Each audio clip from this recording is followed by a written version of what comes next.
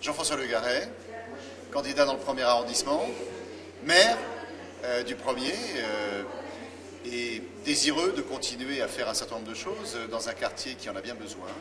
C'est le centre de Paris, c'est un quartier magnifique, c'est la plus grande gare du monde avec la station Châtelet-Les Halles, c'est le Louvre, les Tuileries, le Palais Royal, des endroits très mythiques, mais c'est aussi probablement l'arrondissement le plus contrasté de Paris. Il y a le Forum des Halles et il y a la place Vendôme, donc vous voyez, c'est des mondes très, très divers.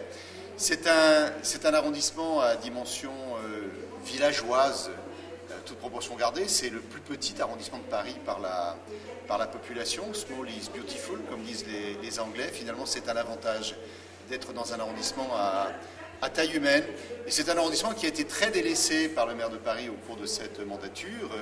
Les Halles, qui était le grand projet, on n'a absolument rien vu sortir de terre. Beaucoup de discussions, mais pour un résultat zéro.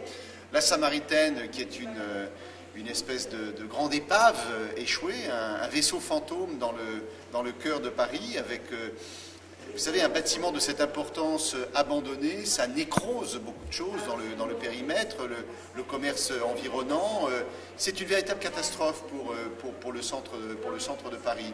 Puis nous avons souffert encore plus qu'ailleurs d'une politique totalement irresponsable de circulation, de déplacement, une anarchie complète du système des livraisons.